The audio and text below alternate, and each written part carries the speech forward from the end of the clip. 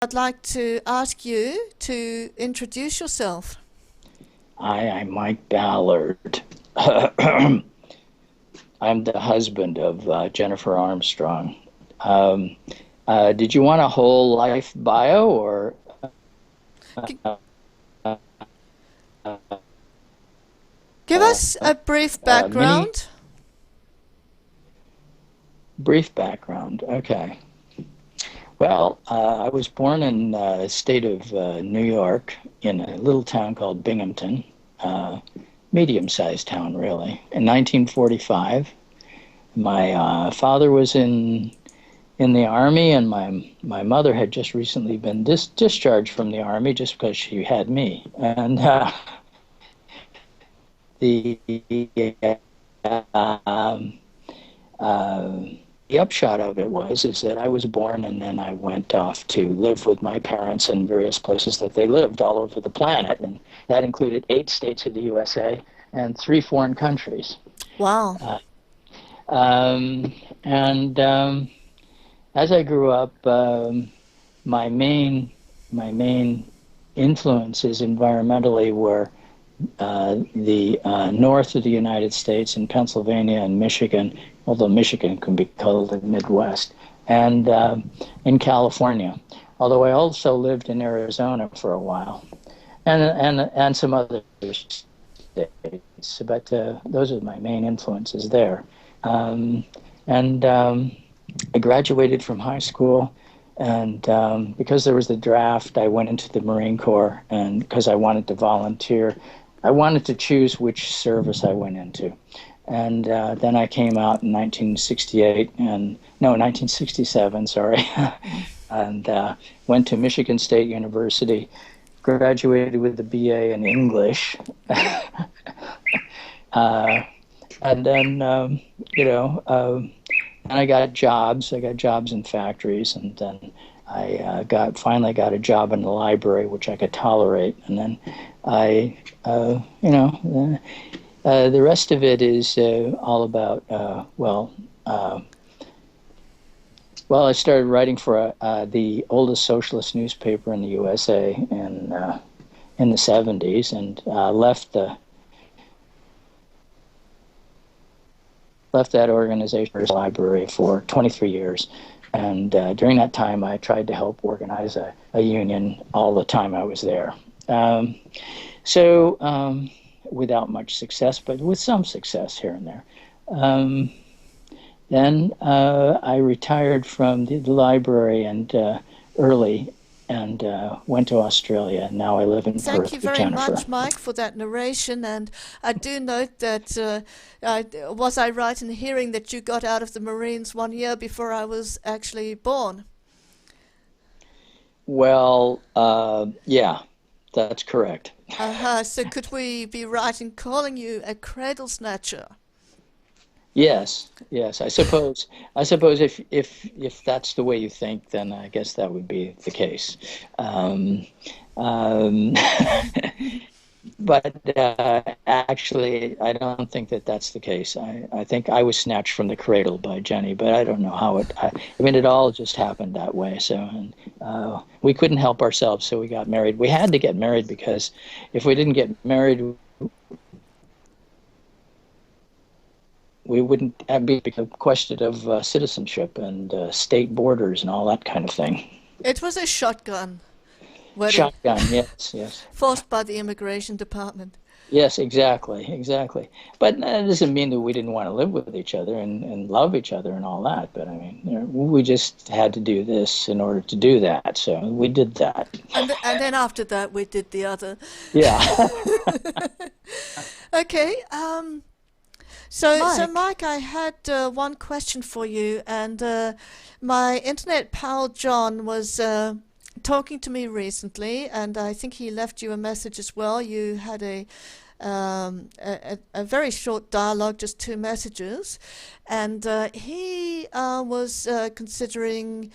Um, I guess it's a relevant issue for many people in the US. I think that culture is a little bit different from here. That's my personal opinion. You may disagree. But he was questioning whether Marx might have had something in him, in his psychology, or in his congenital kind of nature that would make him opposed to the entrepreneurial individualistic spirit or the individualistic tendency. Yeah, well, the way is the person would be able to do things for themselves and to, as they say in the vernacular, better themselves. And in order to do that, they would have to do hard work, And I think what's often mistaken about what Marx did is that they disassociate his intellectual endeavors in the British Museum and the library there, where he wrote Capital, which is quite a bit of pages to write, and because it comes in 3 volumes, and then there are 3 other volumes called the Theories of Surplus Value. All this stuff he's writing down. It takes a lot of effort and a lot of industriousness, and he was, as I said, an intellectual, and he was a student in Berlin and made it through and got his PhD, which is no small matter in Berlin in the 19th century.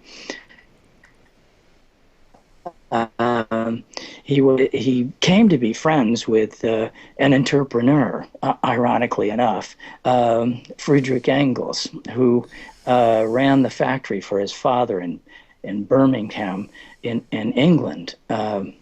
And so that's how Marx got the free time to use his industriousness to write about, how the market worked and how things how things operated in the society that he was living in. This is no less than what David Ricardo did before him, or Adam Smith did before him. They were all attempting to put their noggins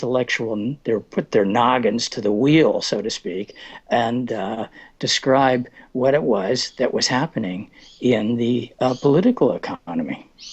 Mike, why do you think they wanted to do that? Was it a personal antagonism or a hostility to a certain industrious spirit? No, I don't think it was that. All of them, including Marx, celebrate the capitalist revolution which came out of feudalism and replaced feudalism as the mode of production that was extant when they were writing.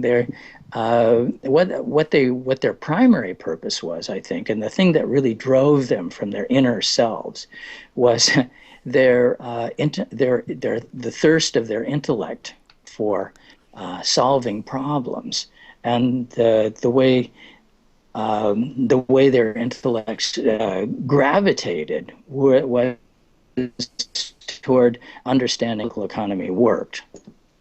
I see. And do you think that their intellects were driven in a particular way to solve a problem that possibly didn't really exist, just because they had that inner drive that was formed by their personalities in the first place? No. I think with Marx there was a desire. Because he was he got his PhD in philosophy. He wrote a dissertation on Epicurus. I think at first he wanted to solve a philosophical problem, and the prime philosophical problem is the question of freedom, and how much freedom is possible, and all of the things about what determines freedom and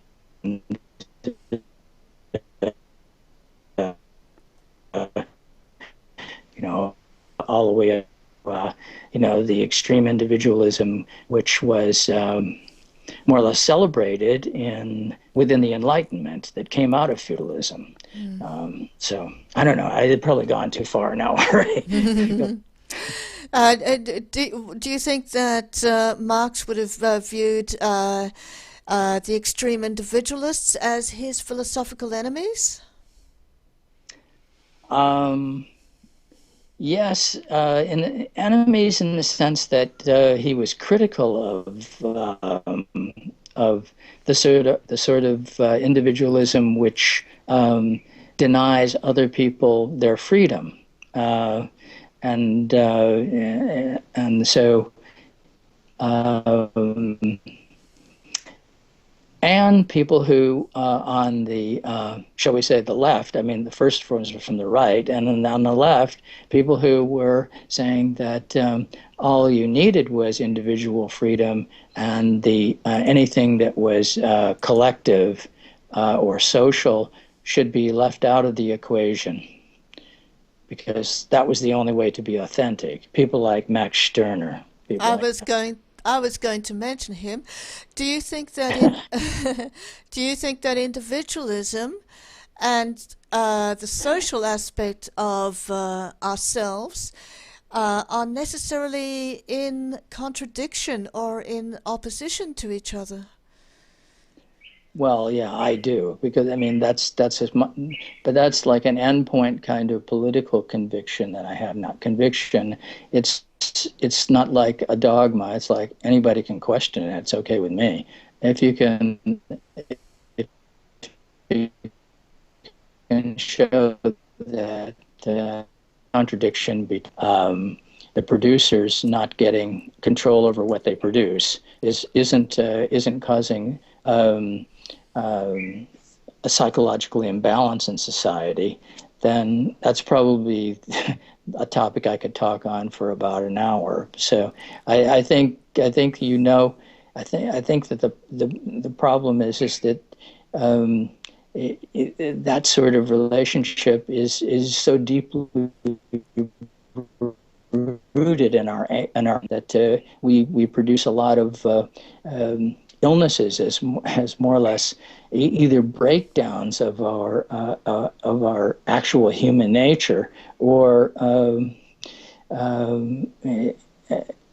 they're like defenses against the outside encroachments that are always pushing and shoving us in one way or another, because we're actually physically disempowered because we don't control what we I just want to produce. ask you, just to be very sure, that, for example, when I read Georges Bataille, I get the impression that he thought that the socialist project and even a radical individualism were quite compatible.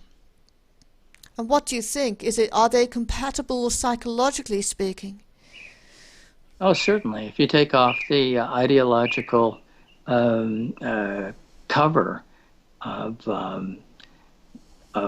that comes to us through the ideas which are promulgated with amplified voices in this society, then you have quite possibly the greatest expansion of individualism possible, with common ownership and democratic control over the collective product of labor. Then you have the ability to be free of the fear of losing your job, of losing your house, or of even having a home. Then you can lose your fear of going outside and wondering whether you're in the wrong neighborhood or something like this, because when we control what we produce, then we can get rid of a lot of the absurdities which dominate our lives and drives us nuts these days. Things like bills, things like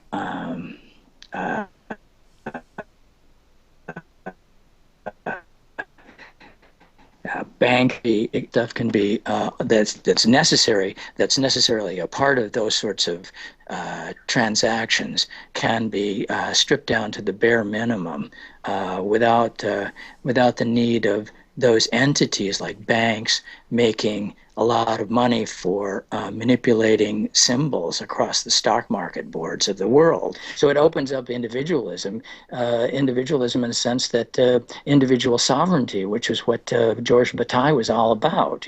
Individual sovereignty is the end goal of the kind of socialism he was envisioning, which not necessarily the same sort of realities which were being created in the Soviet Union or anything like that. Although doesn't mediate from himself from those realities either. So, in other words,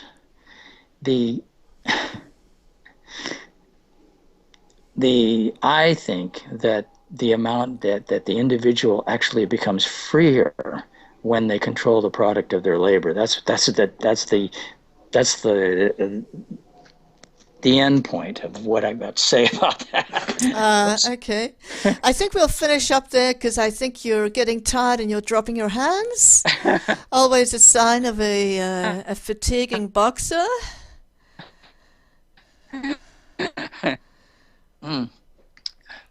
So we'll finish up then? Okay. Okay, thank you very much, Mike. You're welcome.